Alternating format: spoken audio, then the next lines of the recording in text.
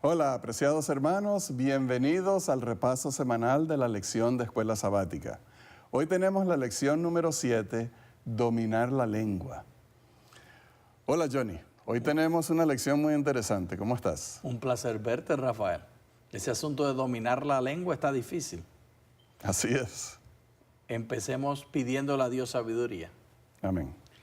Amante Dios, graba en nuestros corazones las palabras de la Biblia para que en paciencia, humildad y sometimiento tú puedas operar a través de nosotros la lección.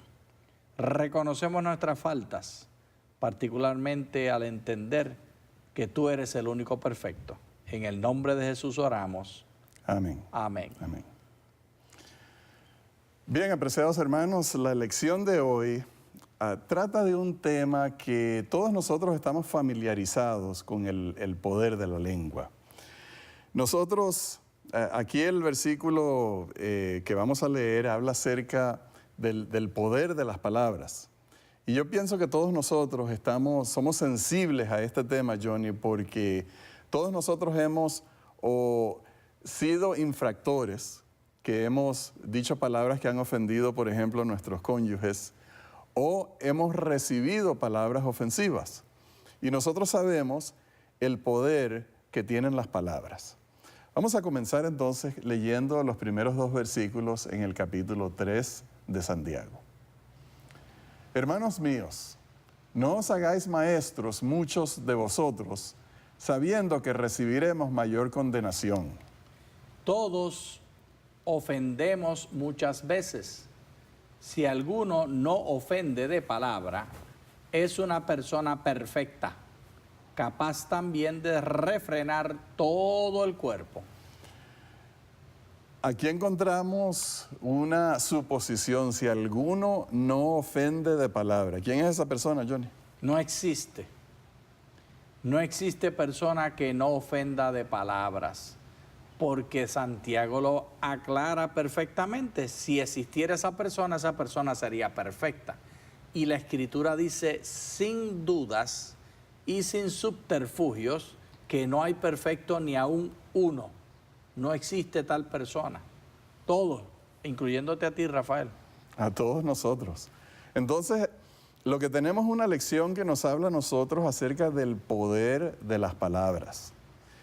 Nuestras palabras tienen una influencia que, aunque nosotros no la veamos, nosotros podemos sospecharla porque muchas veces hemos experimentado el poder de las palabras de otras personas sobre nosotros. Y te doy un ejemplo, Johnny.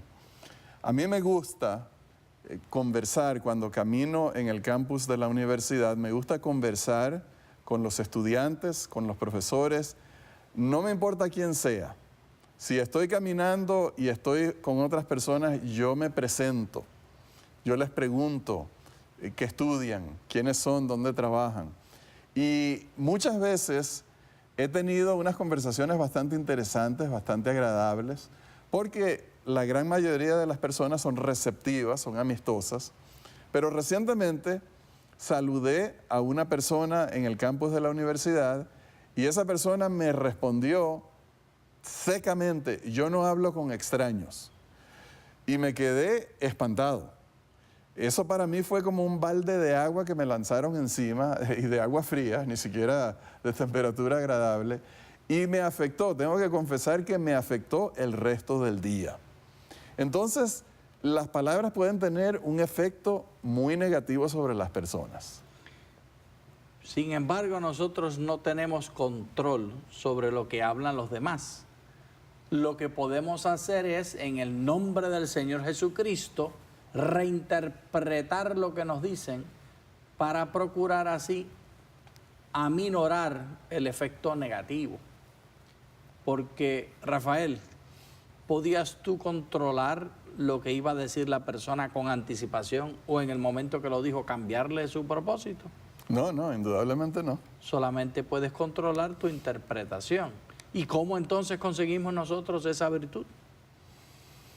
Bueno, nosotros tenemos que estar conscientes no solamente del poder destructivo que tienen las palabras, sino también del poder positivo. Y hay un par de versículos que me gustaría que leyéramos, un par de pasajes. El primero está en Proverbios capítulo 10. Leamos. Plata pura es la lengua del justo, mas es nada el corazón de los malvados. Los labios del justo sustentan a muchos, pero los necios mueren por falta de entendimiento. Todas daban buen testimonio de él y estaban maravillados de las palabras de gracia que salían de su boca. Decían, ¿no es este el hijo de José? Proverbios tiene una forma maravillosa de contrastar lo bueno y lo malo. En este pasaje se nos habla acerca de las palabras como plata pura, como ejerciendo el efecto de sustentar a las personas. Y eso precisamente fue lo que se menciona allí, lo que decían las personas acerca del efecto de las palabras que tenían Jesús. ¿Cómo te imaginas tú que era la conversación y el efecto de Jesús? Jesús sacaba de las personas, motivaba a las personas a lo mejor. Las palabras de Jesús animaban y procuraban hacernos sentir que hemos sido aceptados por Dios. Esa es la virtud más bonita. Sin embargo, tengan cuidado a ver qué Jesús pintan ustedes. El Jesús que yo estoy pintando no hablaba rosas todo el tiempo. Insultaba a los fariseos y les decía hipócritas, sepulcros blanqueados y muchos otros insultos más, que son simplemente insultos. No son una enseñanza de que le está dando un camino, de una interpretación de qué hacer. No, él los estaba insultando y en su cara. Y lo estaba haciendo porque Jesús no tenía la libertad de expresar sus sentimientos. Y así tú y yo también. La virtud no está en siempre hablar palabras bonitas. La virtud está en hablar la verdad. Al mismo tiempo que entendiendo cómo es la responsabilidad que nosotros tenemos, particularmente con los que son menores que nosotros, de protegerlos y cuidarlos. O cómo podemos nosotros diferenciar cuándo decirle a alguien hipócrita, sepulcro blanqueado. ¿Le has dicho tú eso a alguien alguna vez? No, yo nunca le he dicho eso a nadie, Johnny, pero entiendo tu punto, que hablar positivamente no quiere decir que hay que esconder la verdad, porque a veces hay que decir verdades. A veces uno tiene que decirle, por ejemplo, a los hijos en las cosas en las que están fallando y cómo corregirse. Y a veces uno se tiene que decir esas mismas palabras a uno mismo. Uno tiene que hablar la verdad con amor, pero decir la verdad. Y eso es precisamente, yo pienso, así como hablaba Jesús, que sus palabras producían ese efecto positivo, que esa es la misma función que nos da Dios a nosotros en la iglesia. Nosotros no estamos puestos en la iglesia para causar divisiones, ni estamos en la iglesia para crear problemas, ni estamos en la iglesia para alborotar una cantidad de sentimientos y oposición. La responsabilidad que Dios nos ha dado a nosotros es de edificar, de levantar, de animar, de fortalecer a las personas. Y entonces es nuestro privilegio utilizar la lengua que Santiago nos advierte que puede ser peligrosa como un instrumento de bien. Y vamos a leer esta parte en el capítulo 3, el versículo 1, y recordar el mensaje que él dio. Hermanos míos, no os hagáis maestros muchos de vosotros, sabiendo que recibiremos mayor condenación. Y a unos puso Dios en la iglesia, primeramente apóstoles, luego profetas, lo tercero maestros, luego los que hacen milagros, después los que sanan, los que ayudan, los que administran, los que tienen don de lenguas. Johnny, aquí hay algo interesante. Por un lado, Santiago dice, no se hagan maestros muchos de vosotros, porque van a recibir mayor condenación. Pero cuando leemos este pasaje de Pablo, encontramos que Dios no solamente puso en la iglesia los apóstoles, los profetas, sino que también los maestros. O sea que hay un orden en cuanto al rol, al papel que jugaban. ¿Cómo se explica eso? O sea, ¿qué aplicación tenían desde el punto de vista práctico? Los primeros que llegaban a un lugar nuevo para evangelizar eran los evangelistas y los profetas. Por ejemplo, Pablo era un evangelista y llegaba a él a presentar el mensaje de verdad y estaba poco tiempo allí en realidad, un par de meses, 3 meses, y se iba al próximo lugar. Y los que quedaban atrás eran los maestros. Inclusive esa palabra maestros se combina en adelante con la palabra pastor maestro o maestro pastor. Es decir, que el que queda en la congregación, atendiendo a la congregación y administrándola y dirigiéndola, tiene la función de pastorear y de enseñar. Y estos eran los que tenían la virtud de hacer crecer la iglesia en verdad y llevarlos a la sana doctrina. Entonces el papel que jugaban los maestros era de gran importancia porque ellos dejaban una impresión bastante importante, bastante fuerte sobre la congregación. Al irse los apóstoles para seguir a predicar en otras ciudades, quedaban los maestros y ellos dejaban, ejercían esa influencia duradera, influencia que ayudaba a las iglesias a crecer, a madurar, a establecerse. Y entonces hay un par de elementos que vienen a cobrar gran importancia, Johnny, y son los siguientes. Número uno, que el maestro está puesto por Dios en ese papel de gran importancia en la iglesia para enseñar la verdad, no para enseñar sus opiniones propias. Y nosotros hemos tenido muchos ejemplos a través de los años. En mi vida he visto diferentes predicadores. El más lejano que me acuerdo es Jim Jones y la influencia nefasta que él ejerció sobre esa congregación que se llevó a Guyana. Pero no solamente ese, sino otros. Ellos tienen que predicar, los maestros, no sus opiniones, no sus ideas, no sus interpretaciones, sino la verdad bíblica, predicar a Dios.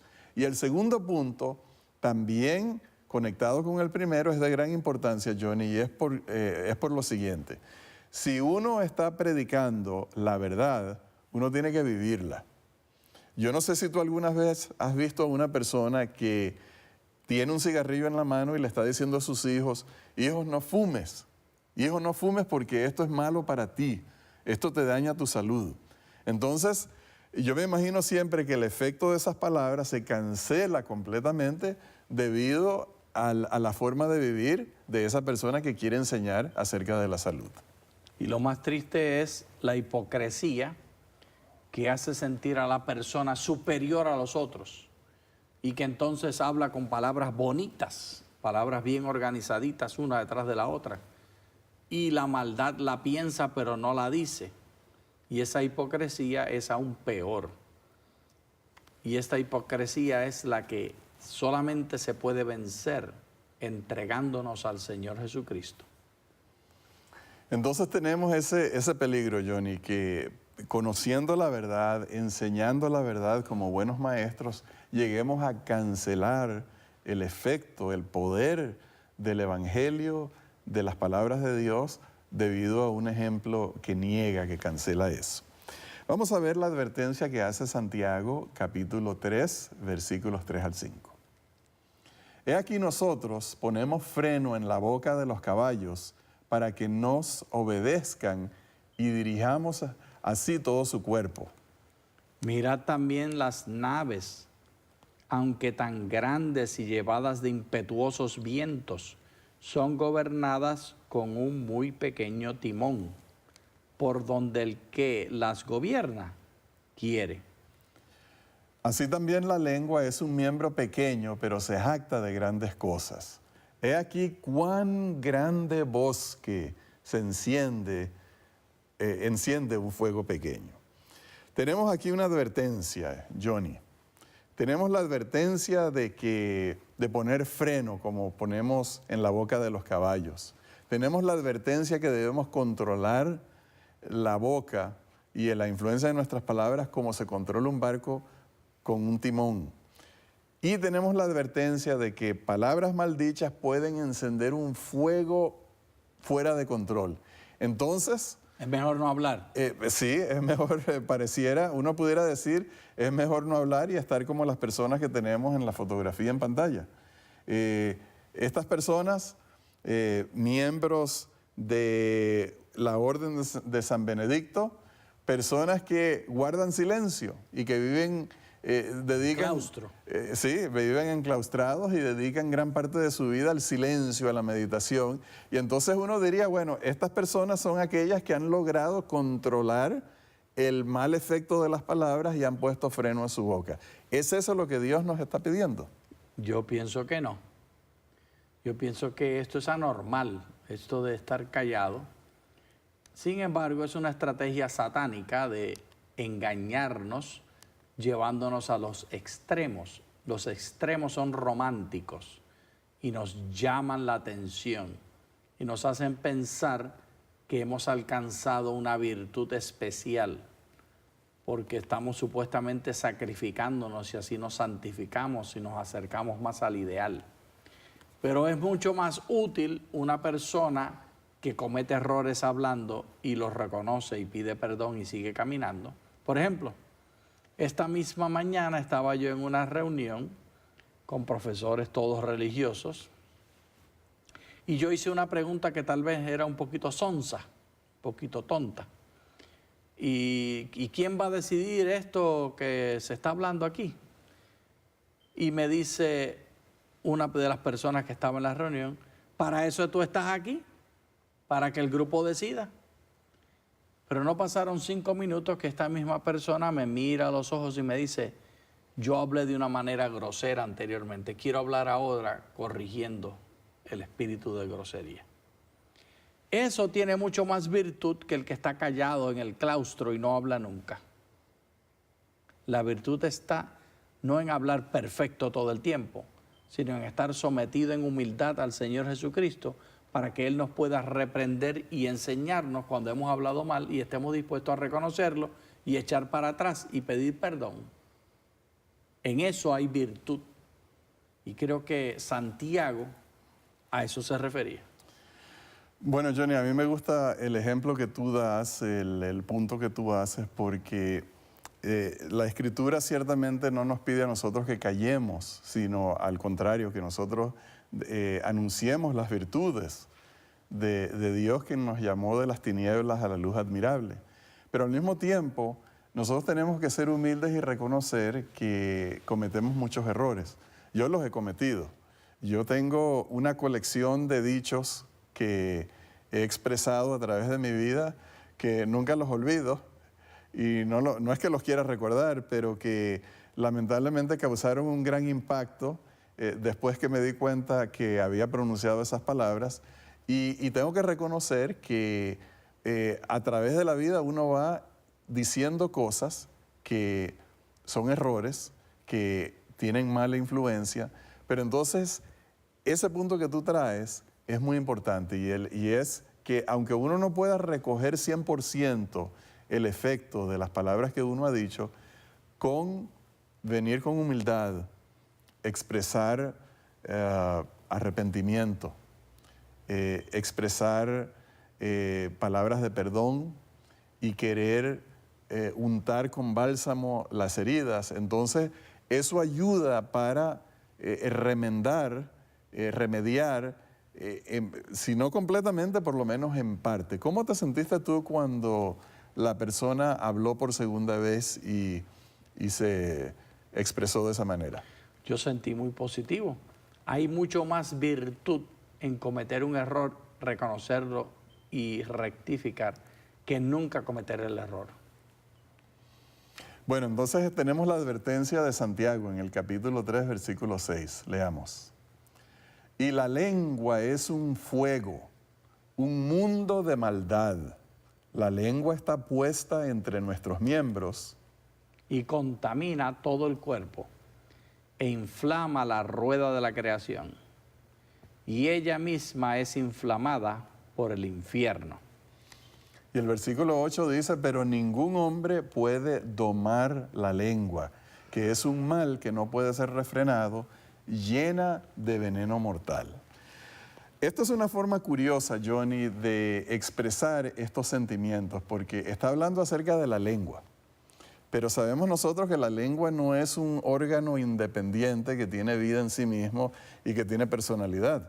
La lengua es sencillamente una extensión de nosotros y es la que está encargada, la pobrecita, de expresar a veces cuando estamos enojados, a veces cuando no estamos, el cerebro no está funcionando muy bien, ponemos en marcha la lengua y la lengua, la pobrecita no tiene el poder de decirnos, mira, ahorita no quiero trabajar, mejor te quedas callado. No, la lengua tiene que obedecernos.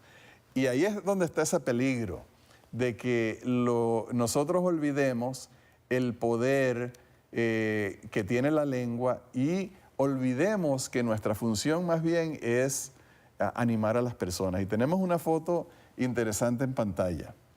Aquí tenemos, Johnny, una casa que nos llama mucho la atención esta casa porque realmente cuando uno mira, ignora el fuego y uno mira todo alrededor y mira la parte derecha de la casa, es algo hermoso, es como una escena paradisíaca en cierto sentido. La casa muy bonita, muy moderna, parece que tienen el patio, el zacate bien arregladito y todo eso, pero está ese no tan pequeño detalle de las llamas. ¿Qué es el efecto de esas llamas sobre esa casa? Sino que empezó algo pequeño, aparentemente empezó ahí en la parte del garaje, ya tú ves el auto encendido, el fuego ha cobrado gran parte de la casa y evidentemente nada va a detener ese fuego. Qué pena que a veces nuestras palabras son así. Y ese poder de ese fuego es lo que Santiago habla del poder de la lengua. Y tú y yo debemos reconocerlo igualmente.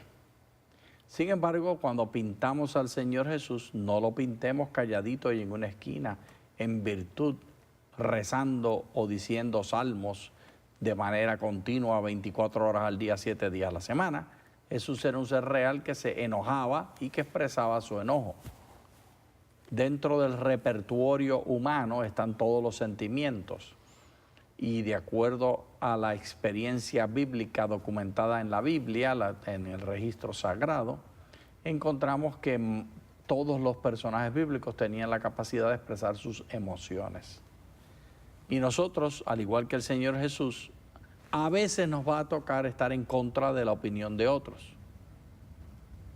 Y tal vez no vamos a decir raca o decir sepulcros blanqueados o necio, pero vamos a decir cosas que la otra persona las va a interpretar como un insulto. ¿Y qué debemos hacer? ¿Dónde está la virtud? ¿En imaginarnos a Jesús calladito, sumiso y con el moco bajo?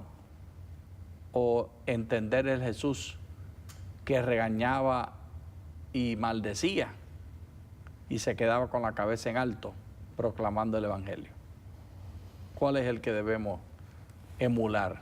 Bueno, nosotros sabemos, Johnny, que por las Escrituras nosotros a veces tenemos el deber de expresar palabras fuertes en nombre para que se haga justicia, para que se diga la verdad, para que se aclare las cosas y se entienda bien.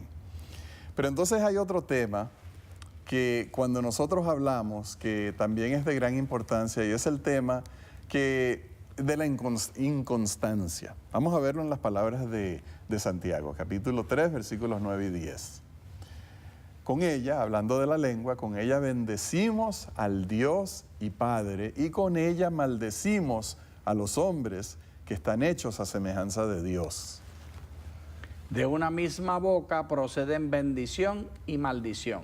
Hermanos míos, esto no debe ser así.